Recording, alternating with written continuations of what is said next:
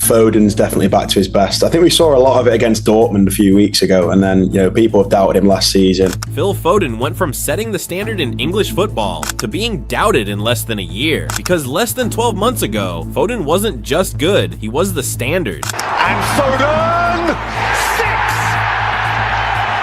And another hat-trick hero! 27 goals, 13 assists, Premier League Player of the Season, match winner in derbies, decisive in title run-ins, trusted in Europe. The season where Manchester City quietly stopped feeling like Kevin De Bruyne's team and started looking like Phil Foden's. Then everything flipped. A brutal workload, a draining international tournament, a system without its spine. Confidence slipped, rhythm vanished, numbers dropped, and suddenly the same player football crowned was being questioned, doubted, even dismissed. All because one season didn't look like the last. But here's the part most people miss. Elite players don't announce their decline. They go quiet, they carry things, they survive periods you only understand after they pass. Now the movement is back. The scanning, the timing, the goals arriving from space that only he sees. The smile is back too, and that matters more than any stat. Because this story isn't about hype. It's about how a generational talent rose, collapsed under the weight of perfection, and learned how to climb again. This is not a highlights reel. This is not revisionist praise. This is the rise, the fall, and the rise again of Phil Foden. Yeah, it's been a hell of a journey. I think it's so nice, the story that I have, coming from the academy. Phil Foden did not rise the way football usually expects stars to rise. There was no transfer saga, no breakout season followed by hype inflation. His ascent was quieter, slower, and far more deliberate. It begins in October 2017, not in Manchester, but in India. England win the FIFA U17 World Cup, and the best player of the tournament is a 17-year-old from Stockport. Foden wins the golden ball, not because he was flashy, but because he controlled matches like someone twice his age. He dictated tempo. He scanned before receiving. He played like the game was already slowing down for him. That tournament did not make him famous. It made him undeniable. Manchester City already knew what they had. Pep Guardiola knew it too, but Pep also knew what most clubs forget. Rushing a prodigy is the fastest way to ruin one. So instead of throwing Foden into the deep end, City took the long route. 2017 to 18. Foden makes 26 appearances in all competitions, most of them from the bench. He starts cup games. He learns positioning. He watches David Silva and Kevin De Bruyne operate in the half spaces he will one day own. And yet, despite limited minutes, he ends the season as a Premier League champion at 17 years old, becoming the youngest player in history to receive a league winner's medal. Winning arrives before stardom. That is rare. The pattern continues. Not explosions, escalation. By February 2018, he is stepping onto the Wembley pitch in a League Cup final, collecting experience before he collects responsibility. Pep keeps repeating the same message. Talent is useless without understanding. Then comes the first real test. Not tactical, but personal. In September 2020, Foden is sent home from England camp after breaking COVID protocols in Iceland. The backlash is loud. The headlines are unforgiving. For the first time, the conversation around him is not about football. This is the moment that often derails young players. Foden responds the only way that actually matters: on the pitch. From 2020 to 2022, his numbers climb steadily. 2019 to 20, 38 appearances, 8 goals 2020 to 21, 50 appearances, 16 goals 2021 to 22, 45 appearances, 14 goals. That is not randomness. That is controlled growth. By June 2022, the league stops viewing him as next. The PFA name him Young Player of the Year, not because he is young, but because he is productive. He is now a title contributor, not a passenger. And then, just as momentum is building again, football reminds him who is really in control. March 2023, Foden is ruled out after undergoing appendicitis surgery. No dip in form, no loss of confidence, just a hard stop, the kind that forces patience, reflection, and recalibration. In football, every great rise has a trigger. For Phil Foden, it was absence. August 2023, Kevin De Bruyne pulls up injured early in the season. For most teams, that is panic. For Pep Guardiola, it is a decision point. City could reshuffle, they could spread the responsibility around, or they could do something bolder. Pep chose Foden. Not wider, not safer, more central, more demanding, more dangerous. And from that moment, the season tilted. In the opening weeks of the Premier League, Foden immediately starts influencing outcomes. Against against Newcastle, Sheffield United, and Fulham, he records 3 assists in 3 games, drifting into pockets, receiving on the half turn, speeding the game up where City used to slow it down. This is not a winger filling space. This is a playmaker being trusted. Then the goals arrive. Manchester derbies, Spurs, Bournemouth, Everton, different opponents, same outcome. By December, City are world champions. In the Club World Cup final against Fluminense, Foden scores and adds an assist in a 4-0 win, becoming the first English player to score in a Club World Cup final since Wayne Rooney in 2008. That stat matters. Big players leave footprints on big stages, and the confidence is obvious now. The shoulders are loose, the touches are brave, the smile is back. Then comes February 2024, the month where great season becomes something more. Against Brentford, Foden scores a hat trick, not tap-ins, not rebounds, clean strikes, smart movement, cold finishing, and Pep does not rotate him out afterward. He leans in. 2 months later, in April, with the title race tight and pressure everywhere, Foden does it again. Another hat trick, this time against Aston Villa, one of City's toughest opponents that season. He even scores his first ever free kick goal. Foden! Because apparently the script needed another line. And then Europe calls. April 9th, 2024, Champions League quarterfinal. Real Madrid at the Bernabeu. Foden scores in a 3-3 draw, continuing a run of scoring in 5 consecutive Champions League starts. Something only Steven Gerrard had ever done among English players. On that pitch, in that stadium, that goal felt symbolic, a quiet passing of responsibility from the De Bruyne era towards something new. By now, Pep stops hinting. He says it out loud. He's the player of the season. The numbers back him up. 2023/24 season totals: 53 appearances, 27 goals, 13 assists, 19 Premier League goals. This is not development output. This is elite production. By May, the awards arrive in sequence. Football Writers Association Footballer of the Year, Premier League Player of the Season, PFA Players Player of the Year. Journalists vote for him. Managers respect him. Players choose him. Then comes the final stamp. May 19th, 2024. Final day of the Premier League season. Title on the line. West Ham at home. Foden scores twice in a 3-1 win, sealing City's 4th consecutive league title. He becomes the youngest player in history to win 6 Premier League titles. Not a prospect, a serial winner. This was not just a good season. It was the season where Phil Foden stopped being Manchester City's golden boy and became one of the most decisive players in world football. And that is what makes what comes next so uncomfortable, because football never lets you stay at the top for long. Phil Foden finishes May 2024 as the best player in England. 27 goals, 19 in the league, every major domestic award, Manchester City's title run engraved with his name. If football had a pause button, this is where you would press it. But there is no pause. Within weeks, Foden is back in camp, this time with England, heading into Euro 2024. The pressure is different now. He is not the exciting option. He is the reference point, the player everyone wants to unlock matches. England reached the final. On paper, that sounds successful. On the pitch, it is complicated. Foden plays in every knockout round, drifting between the left, the middle, and the spaces in between. Yet the performances never quite land. No goals, no defining moment. The debate grows louder by the game.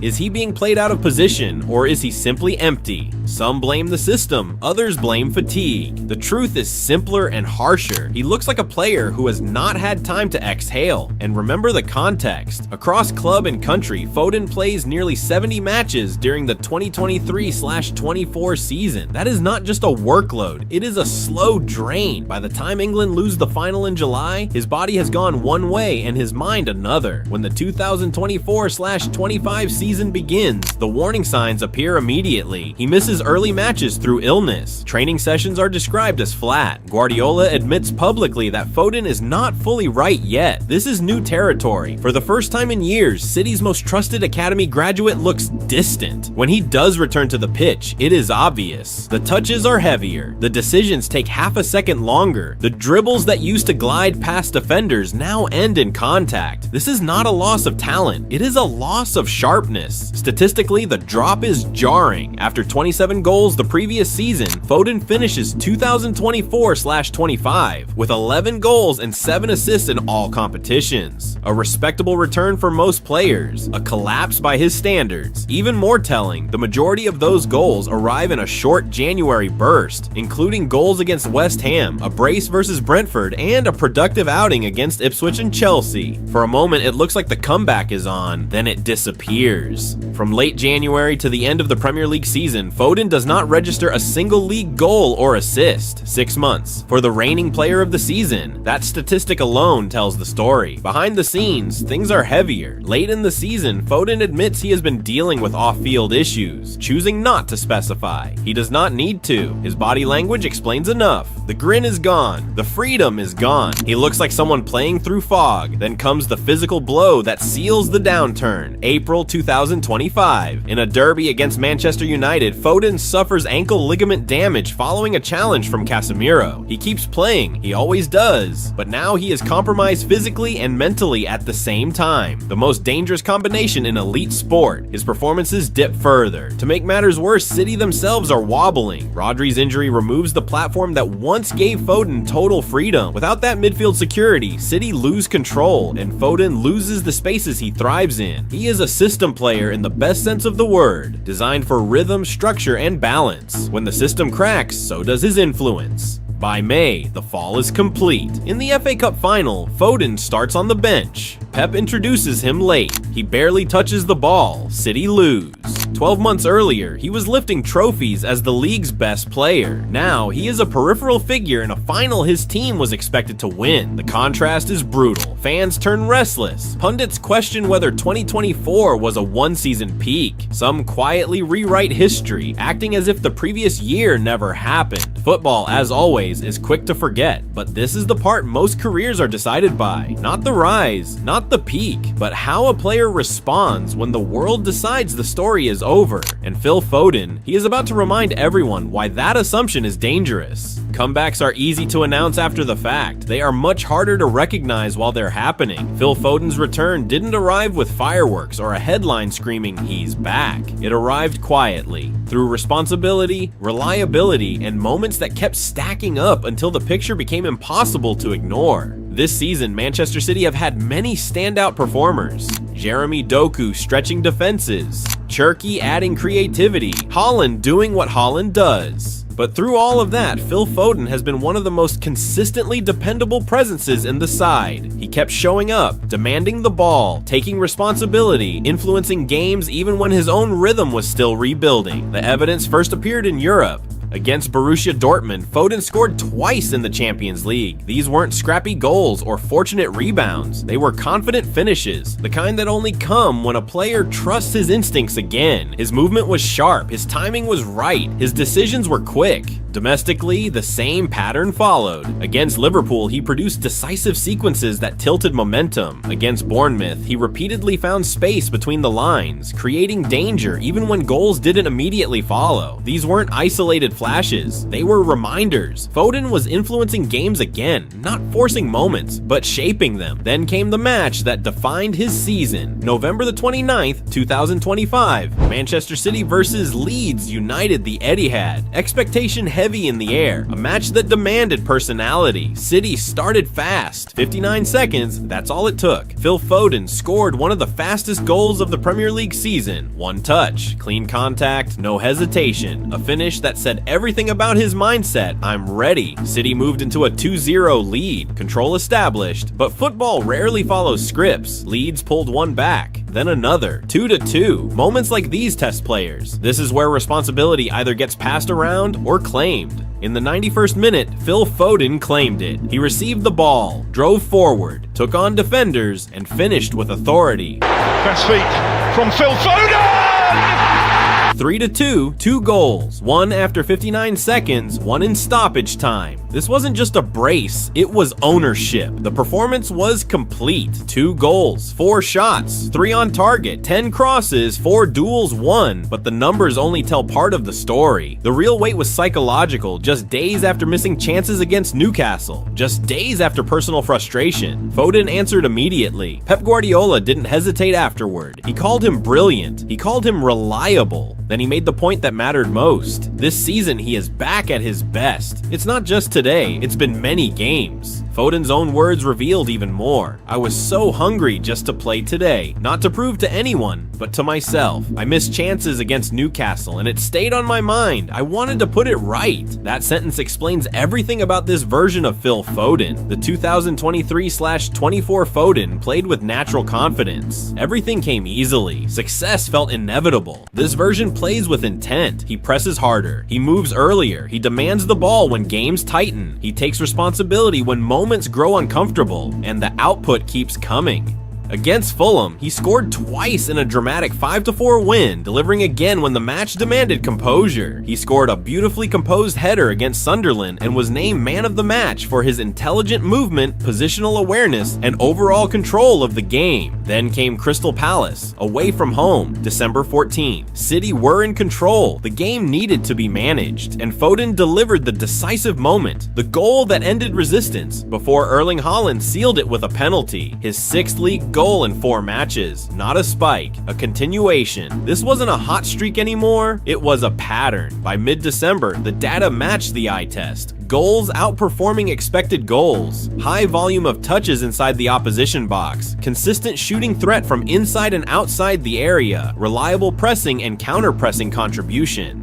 In simple terms, Foden isn't surviving matches, he's shaping them, and that's the real evolution. This isn't just Phil Foden rediscovering form, it's Phil Foden learning how to lead performances when perfection isn't guaranteed, when rhythm dips, when momentum stalls, when games demand personality, not patience. That's why this comeback matters more than the first rise. This version of Foden has been doubted, this version has struggled, this version understands how quickly football can take things away, and that understanding has sharpened him. By the time City walked off the pitch at Selhurst Park with 3 points secured, the message was unmistakable. Phil Foden isn't just back. He's becoming the player Manchester City trust when the moment needs clarity and the game needs deciding. Phil Foden is only 25 years old, and that fact alone changes how this entire story should be understood. He has already won multiple Premier League titles, lifted the Champions League, and been named Premier League Player of the Season, achievements that would define the full career of most players. Yet for Foden, they form only the opening chapters. But this story was never really about trophies. It was about what happens after reaching the highest point, about how quickly football forgets, and about how fragile rhythm and confidence can be even for the most gifted talents in the game. The fall tested everything: his confidence, his identity, and his relationship with football itself. The doubts were loud, the scrutiny relentless, and the margins unforgiving. Yet the rise again did not arrive through noise or grand declarations. It came through responsibility, hunger, and the ability to respond when moments demanded leadership rather than comfort.